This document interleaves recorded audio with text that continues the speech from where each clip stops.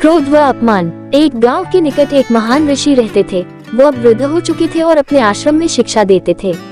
एक नौजवान योद्धा जिसने कभी कोई युद्ध नहीं हारा था ने सोचा कि अगर मैं ऋषि को लड़ने के लिए उकसा कर उन्हें लड़ाई में हरा दूं तो मेरी ख्याति और भी फैल जाएगी। और इसी विचार के साथ वो एक दिन आश्रम पहुंचा। कहाँ है वो ऋषि? हिम्मत है तो सामने आए और मेरा सामना करे। योद्धा की क्रोध भरी आवाज पूरे आश्रम में गूंजने लगी।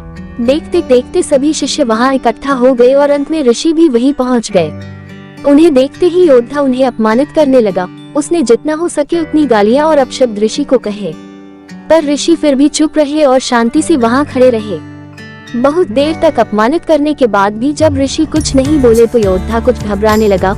उसने सोचा ही नहीं था कि इतना सब कुछ सुनने के बाद भी ऋषि उसे कुछ नहीं कहेंगे। उसने अपशब्द कहना जारी रखा और ऋषि के पूर्वजों तक को भला बुरा कहने लगा, पर ऋषि तो मानो बहरे हो चुके थे। वो उसी शांति के साथ वहां खड़े रहे और अंततः योद्धा थक कर खुद ही वहां से चला गया। उसके जाने के बाद वहां खड़े शिष्य ऋषि से कुपित हो गए। भला आप इतने काय कैसे हो सकते हैं? आपने उस दुष्ट को दंडित क्यों नहीं किया? अगर आप लड़ने से डरते थे तो हमें आदेश दिया होता, हम उसे छोड़ते नहीं। शिष्य ने एक स्वर में कहा। ऋषि मुस्कुराए और बोले, यदि तुम्हारे पास कोई कुछ सामान लेकर आता है और तुम उसे नहीं लेते हो तो उस सामान का क्या होता है? वो उसी के पास रह जाता है जो उसे लाया था। किसी शिष्य ने उत्तर दिया। यही बात ईर्ष्या, क्रोध और अपमान के लिए भी लागू होती है। ऋषि बोले, जब इन्हें स्वीकार नहीं किया जाता तो वे उसी के पास रह जाती हैं जो उन्हें लेकर आया था।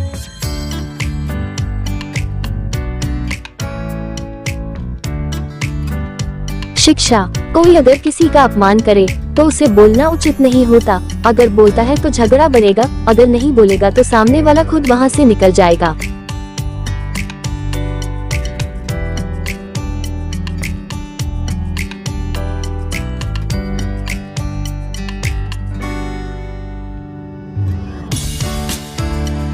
शब्दों की ताकत। एक नौजवान चीता पहली बार शिकार करने निकला। अभी वो कुछ ही आगे बढ़ा था कि एक लकड़बग्घा उसे रोकते हुए बोला, अरे छोटू, कहाँ जा रहे हो तुम?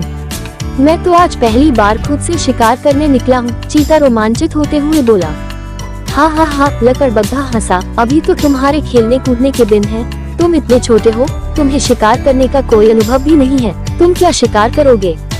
लकड़बग्घे की बात सुनकर चीता उदास हो गया। दिन भर शिकार के लिए वो बेमन इधर उधर घूमता रहा। कुछ ही प्रयास भी किए पर सफलता नहीं मिली और उसे भूखी पेटी घर लौटना पड़ा। अगली सुबह वो एक बार फिर शिकार के लिए निकला। कुछ दूर जाने पर उसे एक बूढ़े बंदर ने देखा और पूछा, कहाँ जा रहे हो बेटा? बंदर मामा, मैं शिकार पर जा रहा हूँ, चीता बोला।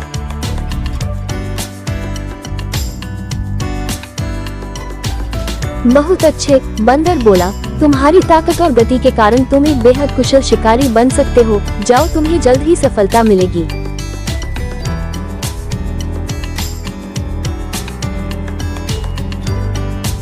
ये सुन चीता उत्साह से भर गया और कुछ ही समय में उसने एक छोटे हिरन का शिकार कर लिया। मित्रों, हमारी जिंदगी में शब्द बहुत मायने रखते हैं। दोनों ही दिन चीता तो वही था, उसमें वही फुर्ती और वही ताकत थी, पर जिस दिन उसे हतोत्साहित किया गया वो असफल हो गया और जिस दिन प्रोत्साहित किया गया वो सफल हो गया। 3 शिक्षा। पहली, हमारा प्रयास होना चाहिए कि हम अपने शब्दों से किसी को प्रोत्साहित करें, हतोत्साहित नहीं। निसंदेह इसका ये मतलब नहीं कि हम उसे उसकी कमियों से अवगत न कराएं या बस झूठ में ही प्रोत्साहित करें।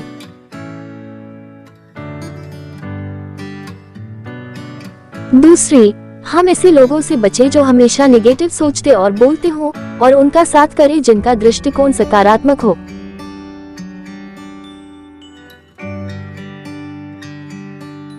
तीसरी और सबसे अहम बात, हम खुद से क्या बात करते हैं। सेल्फ टॉक में हम कौन से शब्दों का प्रयोग करते हैं इसका सबसे ज्यादा ध्यान रखें, क्योंकि ये शब्द बहुत ताकतवर होते हैं। क्योंकि ये शब्द ही हमारे विचार बन जाते हैं और ये विचार ही हमारी जिंदगी की हकीकत बनकर सामने आते हैं।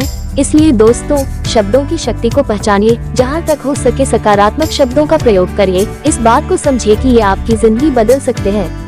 राधे राधे।